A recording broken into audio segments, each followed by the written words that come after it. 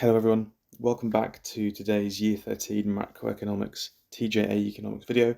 Today we're going to be looking at a very interesting topic and a very useful topic to know. It's a very deep topic. We're going to be looking at primary product dependency, which is the topic in macroeconomics where an over-reliance on a specific primary product stifles growth and development in a country. And it's a really interesting topic, like I say, because there are three main ways in which PPD can occur. There's Dutch disease, which is to do with exchange rates, the Prebisch-Singer Hypothesis, which is to do with trade, and then volatile commodity prices in general, which is to do with finances and the prices being very volatile, as it suggests. So let's look at Dutch disease first then. So, as you might expect, it originated in the Netherlands in the 1950s and the 1960s. In the 1959, the discovery of the Groningen gas field in the North Sea led to a boom in natural gas exports from the Netherlands, strengthening the value of the Dutch guilder.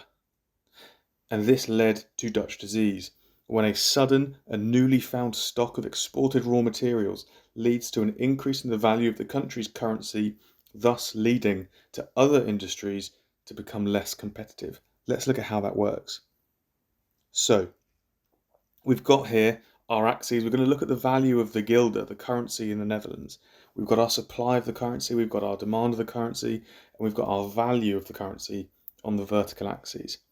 What we can say is that the demand for the guilder, the currency, increased for two main reasons. Firstly, when they found the natural gas in the Netherlands, there was an influx of foreign money invested into the natural gas industry in the Netherlands. Obviously, to invest that money, you needed guilders, and so that increased demand for the guilder. Secondly, an increase in foreign consumers buying the natural gas meant that they needed guilders to buy the gas. Therefore, increasing revenues from natural gas and increasing demand for the currency. Both of these reasons meant that demand for the guilder increased, and as a result, we got a higher value of the guilder. You can see on the left-hand side, the value of the guilder goes up. But why is this a problem? Why does it cause Dutch disease? So let's look at a chain of reasoning. So, first off, a country finds a new primary product that they're able to export. This discovery of the primary product leads to an influx of foreign cash into the country to invest in the nation and to buy the good itself. As a result, the increase in FDI and export revenues will increase the demand for the nation's currency, as you can see on the left, and then the value of the currency itself will increase, as you can see on the left. This stronger currency means that other exporting industries suffer due to a fall in international competitiveness. Thus, overall growth, employment and development in the nation may suffer. Think of the spiced effect. We say that it means strong pound, imports cheaper, exports dearer. In this case it's the guilder, of course, but the same thing applies here. If the value of the currency goes up, it means that it's easier to import goods and services and it's tougher to export them. And so your current account will be affected, your unemployment rate may be affected, aggregate demand may be affected, growth, unemployment, etc. will all be affected because the other exporting industries lose a bit of competitiveness due to the strength in currency. And so that's the first way in which primary product dependency can harm a nation. Second up, the Prebisch-Singer Hypothesis. The theory that over time the prices of primary products will increase more slowly than the prices of secondary and tertiary sector products, making developing nations relatively poorer.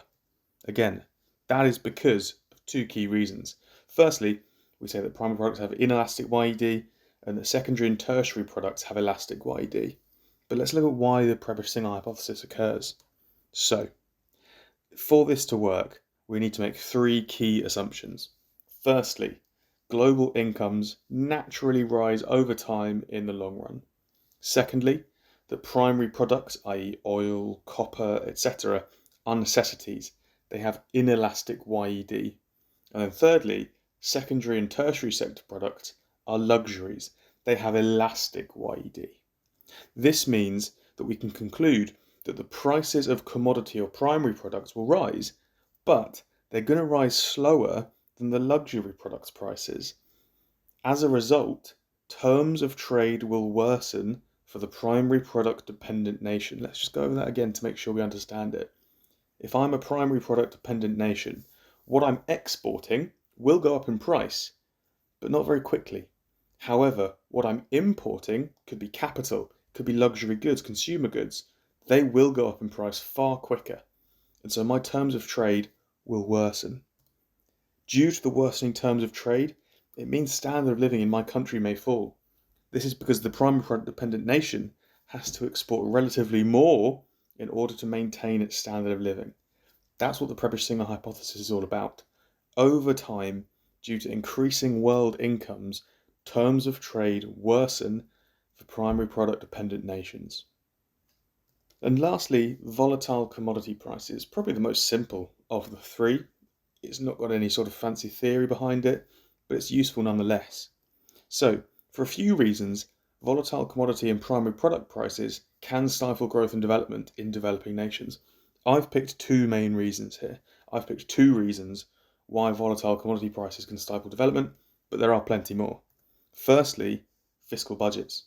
In developing nations, a lot of them, their governments will rely upon taxation to maintain a fiscal surplus or to avoid a deficit.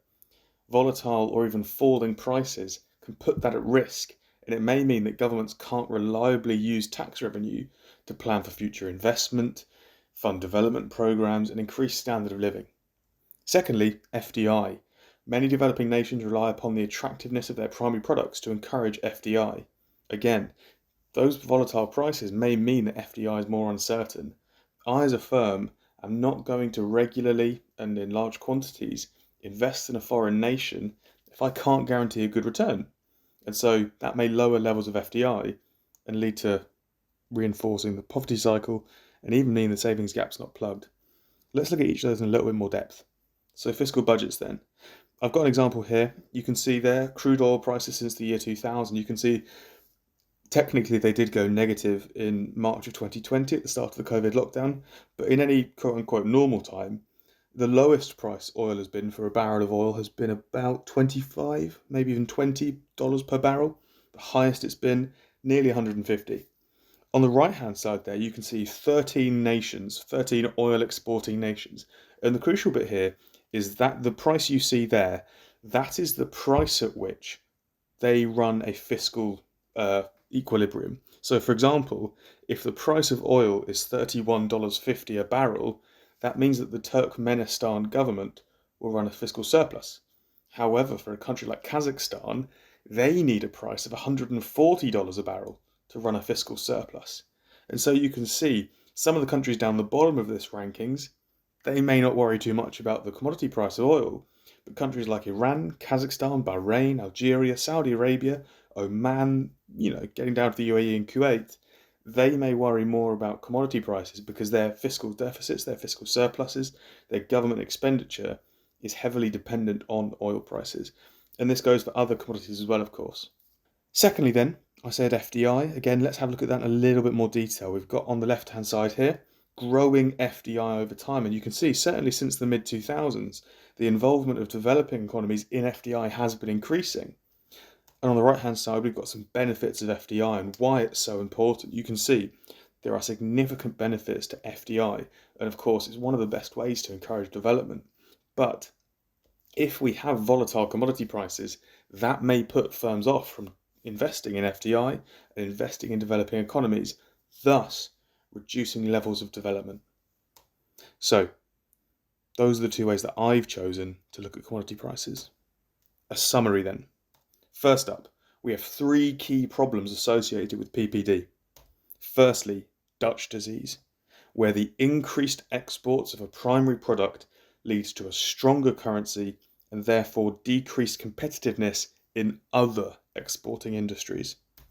The Prebisch-Singer hypothesis, where the relative price of primary and secondary tertiary sector products widen, causing worsened terms of trade. And lastly, volatile commodity prices, where uncertain commodity prices don't allow for what at least I've said, stable government finances or increases in FDI.